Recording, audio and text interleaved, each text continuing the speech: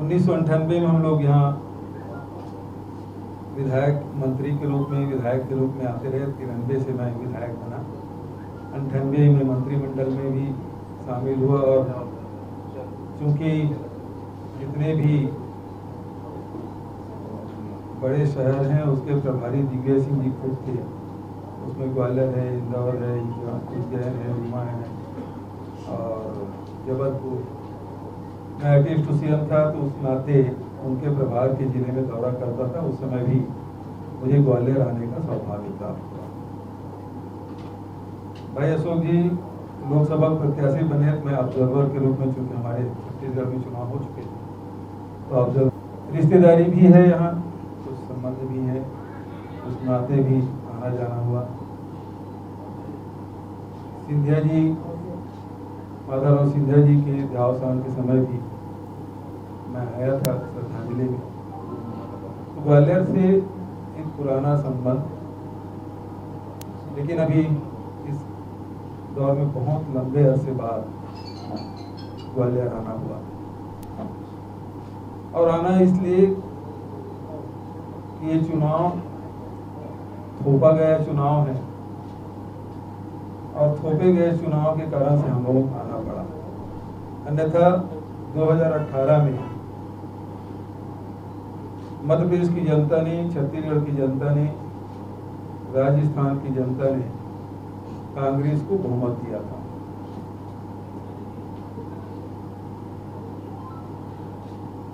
मध्य प्रदेश में कोशिश हुई सत्ता परिवर्तन की, राजस्थान में कोशिश किए गए, वहां मार खाए।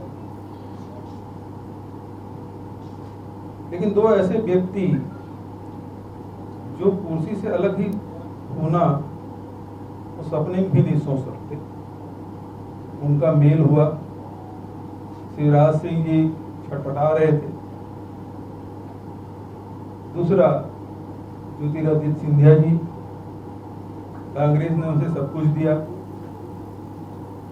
लेकिन जब लोकसभा हार गए तो बिना पद के रहना उन्हें गवारा नहीं हुआ और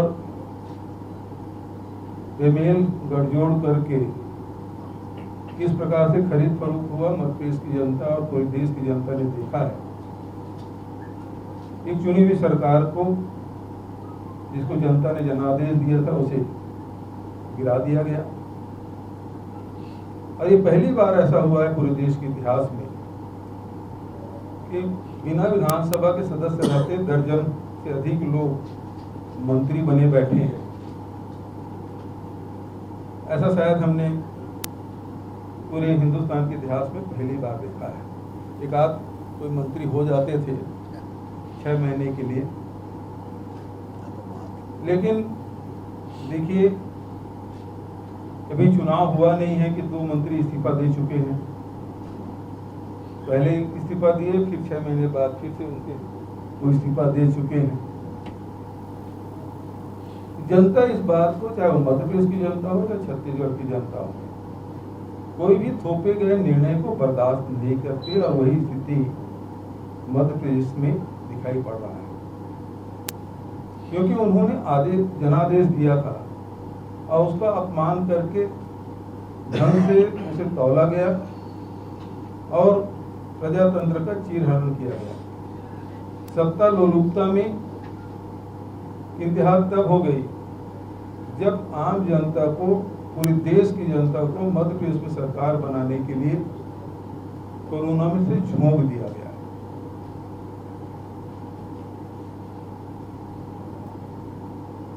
अब स्थिति ये है, चुनाव में शिवराज जी सिंह पूछते हैं कि 15 महीने में क्या किया।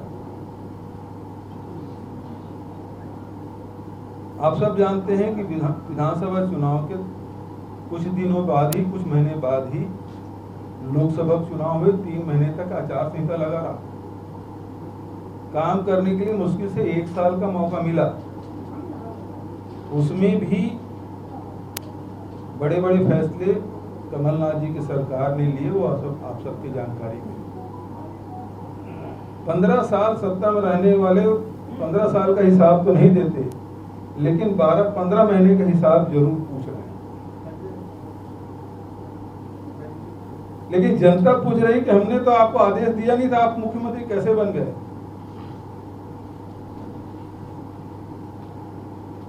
और आज स्थिति ये है कि स्टार प्रचारकों की सूची में मेरा भी नाम रखा गया था, मेरा भी कार्यक्रम लगा हुआ था।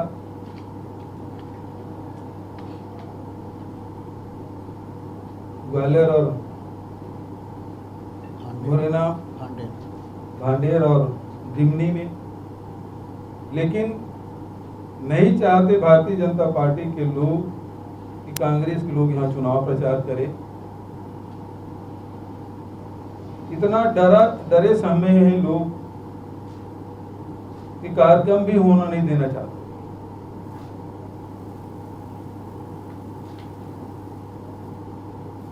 पूरे देश में प्रचार हो रहा है, जहां जहां चुनाव हो रहे हैं, लेकिन यहीं रोका जा रहा है मध्य प्रदेश में। लेकिन प्रदेश की जनता, जहां चुनाव हो रहे हैं, वहां की जनता इस बात को भली भांति जानती है। क्यों रोका जा रहा है, इसलिए रोका जा रहा है। लेकिन कांग्रेस को आने से न शिवराज सिंह रोक सकते, न ज्योतिरादित्य सिंधिया जी रोक सकते।